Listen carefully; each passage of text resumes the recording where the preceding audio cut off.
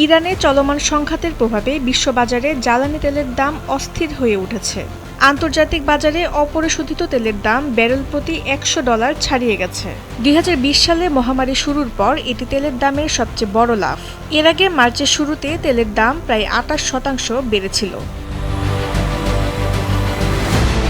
আল জাজিরার তথ্য অনুযায়ী 8 মার্চ অপরিশোধিত তেল ব্রেন্ট ক্রুডের দাম সর্বোচ্চ 20% পর্যন্ত বেড়ে ব্যারেল প্রতি $111 ছুঁয়েছে। যুদ্ধ চলতে থাকায় গুরুত্বপূর্ণ হরমুজ প্রণালী দিয়ে জাহাজ চলাচল প্রায় স্থবির হয়ে পড়েছে। ওই পথ দিয়ে যাওয়ার চেষ্টা করা জাহাজে ইরানি বাহিনী হামলা চালাচ্ছে বলে খবর পাওয়া যাচ্ছে।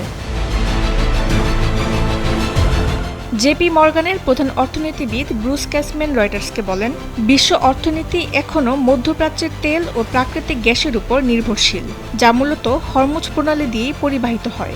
স্বল্প মেয়াদে তেলের দাম ব্যারেল প্রতি প্রায় $120 পর্যন্ত উঠতে পারে, কিন্তু কোনো স্পষ্ট রাজনৈতিক সমাধান না হলে বছরের মাঝামাঝি পর্যন্ত ব্রেন্ট ক্রুডের দাম প্রায় $80 আশেপাশে উঁচু অবস্থানেই থাকবে বলে ধারণা করা যায়। ক্যাসম্যানের মতে, এমন পরিস্থিতি হলে চলতি বছরের প্রথমার্ধে বৈশ্বিক অর্থনৈতিক প্রবৃদ্ধি বার্ষিক হিসেবে প্রায় 0.6% কমে যেতে পারে এবং ভোক্তা মূল্য প্রায় 1% পর্যন্ত বাড়তে পারে। তিনি সতর্ক করে বলেন, সংঘাত আরও বিস্তৃত ও দীর্ঘস্থায়ী হলে তেলের দাম ব্যারেল প্রতি $120 ছাড়িয়ে যেতে পারে, যা বিশ্ব অর্থনীতিকে মন্দার দিকে ঠেলে দিবে।